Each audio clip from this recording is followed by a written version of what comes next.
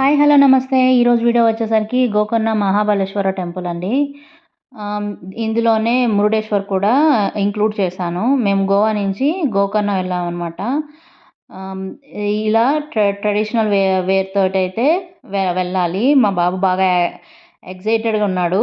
అలా డ్రెస్ ఇదైతే మేము పార్క్ చేసిన ఏరియా దగ్గరే బీచ్ ఉంటుందండి. మేమైతే ఈ బీచ్‌కైతే వెళ్ళలేదు. నెక్స్ట్ చాలా యాక్టివిటీస్ ఉన్నాయి. అందుకనే ఈ బీచ్‌కైతే మేము వెళ్ళలేదనమాట. గోవాది కూడా డిస్క్రిప్షన్‌లో ఇస్తాను. ఒకసారి చెక్ చేయండి. ఆ టెంపుల్‌ది అయిపోయినాక ఇక్కడ బోటింగ్ ఉంటుందండి. ఒక 15 మెంబర్స్ తోటి ఇట్లా చాలా బోట్లుంటాయి. మనల్ని 3 అవర్స్ అయితే ఈ బోట్‌లో అయితే తీసుకెళ్ళి ఆహ్, చాలా బీచెస్ అయితే మనకి చూయిస్తారనమాట. అంటే వాటర్‌లోనే 3 అవర్స్ ఉంటాం మనము. ఆ తర్వాత ఒక ఐలాండ్ లాగా ఉంటుంది. అక్కడికైతే మనల్ని కాసేపు యాక్టివిటీస్‌కైతే స్విమ్మింగ్‌కి గానీ, లేకపోతే కయాకింగ్ గానీ వాటన్నిటికి అక్కడ కాసేపయితే వదిలేస్తారనమాట. మనం బాగా ఎంజాయ్ చేయొచ్చు. ఈ బోట్‌లో అయితే వాటర్ బాటిల్, కుకీస్ అయితే ఇస్తారు.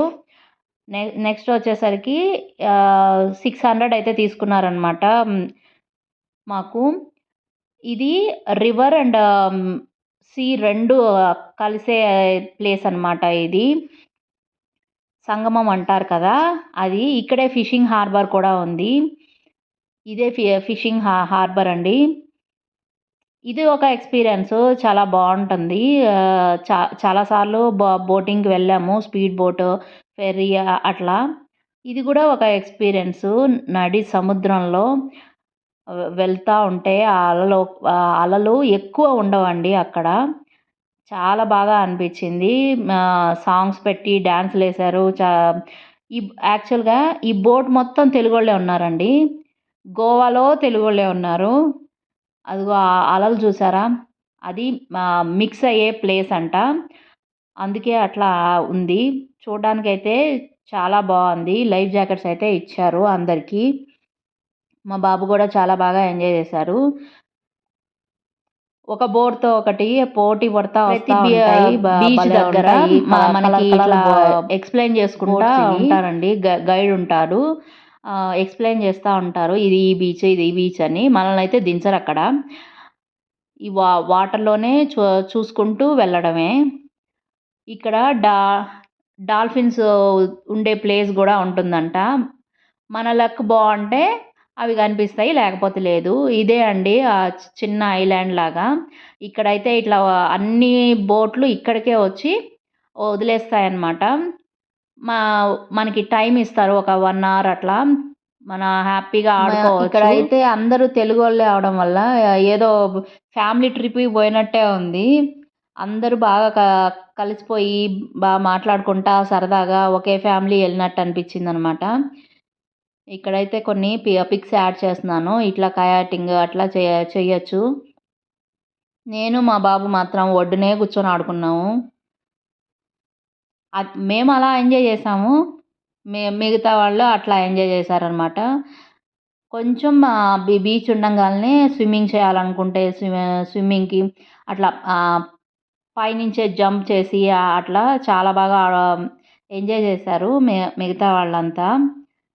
ఈ ట్రిప్పు చాలా అనిపిస్తదండి. డిఫరెంట్‌గా అనిపిచ్చింది. మొత్తం గోవా కంటే గూడా ఈ గోకర్ణ ట్రిప్పే నాకు చాలా అనిపిచ్చిందనమాట. ఇట్లా ఐలాండ్‌లో వదిలేసి ఆడుకోవడం అట్లా. సూపర్ అనిపిచ్చింది. ఇదిగో మా ఫ్రెండ్స్ వైఫ్ అండ్ హస్బెండ్ అయితే ఎళ్తున్నారు కయాకింగ్‌కి. నేనైతే వెళ్ళలేదు. నాకు చాలా భయం. మేము ఆ యాక్టివిటీస్‌కైతే మేమైతే వెళ్ళలేదు. కానీ స్కూబా డైవింగ్ చేయాలనే ఉన్నిందనమాట. ఈవినింగ్ అయిపోయింది. అక్కడికొచ్చేసరికి సన్‌సెట్ అయిపోయిందనమాట. కొంచెం లైటింగ్ అంతా డల్ అయిపోయింది. ఇక్కడైతే సన్‌సెట్ అవుతుంది. వ్యూ చూడండి ఎంత బావుందో. నాకైతే ఇంకా చాలా సేపు అక్కడే ఉండాలనిపిచ్చింది. అంత నచ్చింది. మొత్తం ట్రిప్‌లో నాకెందుకో ఇది చాలా బాగా నచ్చిందనమాట. నెక్స్ట్ అయితే ఇంకా రిటర్న్ అయిపోతున్నాము. అన్ని బోట్స్ అన్నీ ఇంకా రిటర్న్ అవుతున్నాయి. ఆ తర్వాత అలాగే తడిచిన బట్టలతోనే ఇది కుడ్లే బీచ్‌కైతే వచ్చాము. ఇక్కడ అన్ని యాక్టివిటీస్ ఉంటాయండి. పారాగ్లైడింగ్ గానీ, లేకపోతే స్కూబా డూబింగ్ అన్నీ ఉంటాయి. ఇక్కడ నైట్ మొత్తం రెస్టారెంట్స్, యాక్టివిటీస్ మొత్తం ఉంటాయన్నమాట. ఆ తర్వాత అయితే మార్నింగ్ మేము హన్నవర వచ్చాము. ఇది వెడ్డింగ్ ఫోటో షూట్స్‌కి వాటికి ఫేమస్ అండి. మీరు గానీ గోకర్ణ వస్తే ఇది మిస్ అవ్వద్దు. ఇలా డెకరేట్ చేసుంటాయన్నమాట బోర్డ్స్‌కి. డార్క్ కలర్స్ తోటి ఇట్లా గ్రాస్, పెయింట్ అట్లా ఒక్కొక్కటి ఒక్కొక్క డిఫరెంట్‌గా మీరు చూస్తున్నారు గదా! డిఫరెంట్‌గా వాటినైతే డిజైన్ చేశారు. ఫోటోస్ అయితే సూపరొస్తాయండి. ఇది మాత్రం అస్సలు మిస్ కాకండి. చాలా అంటే చాలా బావుంటాయి. మా ఒక్కదానికే ఇట్లా వీలున్నది వచ్చిందనమాట బోట్‌కి. మా వాడైతే అసలు కిందకి దిగనే లేదు. పైన అట్లే అదే వాడే నడుపుతున్నాడన్న ఫీలింగ్‌తో ఉన్నాడు. ఈ ఎక్స్‌పీరియన్స్ గూడా చాలా అనిపిచ్చింది. ఇది మనకి గోకర్ణ నుంచి మురుడేశ్వరం వెళ్ళే మధ్యలో అయితే వస్తుందండి. ఇక్కడి నుంచి మనం మురుడేశ్వరం అయితే వెళ్ళిపోవచ్చు. జనరల్‌గా అందరూ గోకర్ణ, మురుడేశ్వర్ 2 ఒకేసారి ప్లాన్ చేస్తారు. ఈ వీలైతే చాలా బావుంది. మనల్ని బోట్‌లో ఎక్కించుకొని ఒక 1 అవర్ అదే half an hour to 1 hour లోపల మ్యాంగ్రోవ్స్ ఉంటాయి కదా! వాటి మధ్యలో తీసుకెళ్తూ వాటర్‌లో అయితే తిప్పుతారనమాట. ఈ బ్రిడ్జి దాకా అయితే తీసుకొస్తారు. ఇంకా తర్వాత మేము బ్యాక్ తీసుకెళ్ళిపోమన్నాము. పైనైతే ట్రైన్ అయితే ఎళ్తుంది. బుల్లెట్ ట్రైన్ లాగా. బావుంది నెక్స్ట్ గదా! అయితే మేము ఇక్కడ నుంచి కూడా చాలా మురుడేశ్వర్‌కి అయితే పెద్దగా స్టార్ట్ ఉంది. అయిపోయామండి. ఇక్కడ శివుడి విగ్రహం చాలా పెద్దగా ఉంటుంది. ఇప్పుడు మీరు చూస్తున్నది రాజగోపురం. ప్రపంచంలోనే లిఫ్ట్ ఉన్న టెంపుల్ ఇదే గోపురంలోకి. చాలా అంటే చాలా హైట్‌లో ఉంటుంది. శివుడి విగ్రహం కూడా అలాగే ఉంటుంది. దీనికి ఆనుకునే ఒక బీచ్ కూడా ఉంటుందన్నమాట. ఇందులో బ్లూ భూ కైలాస్ అనే మూవీ చూసుంటారు కదా! దాని స్టోరీనే లోపల మనకి పిక్చరైజ్ చేసి విగ్రహాల్లాగా పెట్టి దాని స్టోరీ మొత్తం బ్యాక్‌గ్రౌండ్‌లో మైక్‌లో వస్తూ ఉంటుందన్నమాట. దానికైతే వెళ్ళాము. దీని తర్వాత కొన్ని ఫోటోస్ అయితే దిగేసి అక్కడ ఒక ₹10 అట్లా చార్జ్ చేస్తారు. అదే అన్నమాట ఇది. కానీ స్టోరీలోకెళ్తే రావణాసురుడు వాళ్ళ అమ్మ కోసం శివుడిని ఘోర తపస్సు చేసి వరం పొందుతాడు. ఆ ఆత్మలింగాన్ని కోరతాడనమాట వరంగా. అప్పుడు కొన్ని కండిషన్స్ అయితే పెడతాడనమాట. ఇది నువ్వు కింద పెట్టావంటే దీని పవర్స్ అన్నీ పోతాయని. దానికి ఒప్పుకొని రావణాసురుడు ఆత్మలింగాన్ని తీసుకొని బయలుదేరతాడు.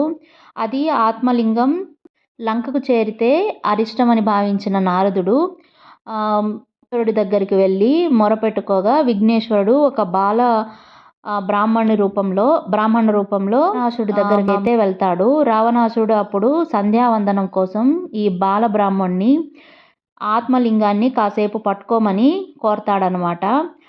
అప్పుడు బాలబ్రాహ్మణుడు చెప్తాడు, నేను ఎక్కువసేపు పట్టుకోలేను దీన్ని.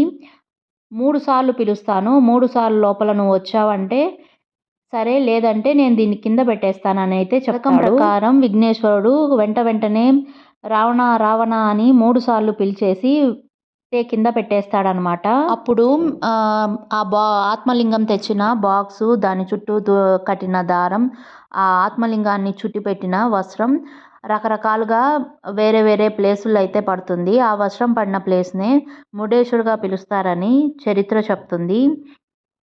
దీన్ని ఆనుకునే బీచ్ ఉంటుంది. ఆ బీచ్ పక్కనే రెస్టారెంట్ ఉంటుందన్నమాట. అక్కడ కూర్చొని బీచ్ చూస్తూ తినడం కూడా మంచి ఎక్స్‌పీరియన్స్‌లా అనిపిస్తది. ఓకే ఫ్రెండ్స్, నా వీడియో కనుక నచ్చినట్టయితే లైక్ చేయండి, షేర్ చేయండి. నా ఛానల్‌ని సబ్స్క్రైబ్ చేసి సపోర్ట్ చేయండి. మా ప్రయాణం గోవాతో స్టార్ట్ అయ్యి మురుడేశ్వర్‌తో అయితే ఎండ్ అయిందనమాట. గోవా ట్రిప్‌ది కూడా నేను డిస్క్రిప్షన్‌లో ఇస్తాను. ఎవరైనా చూడకపోతే ఒకసారి అయితే చూసేయండి. Thank you for watching.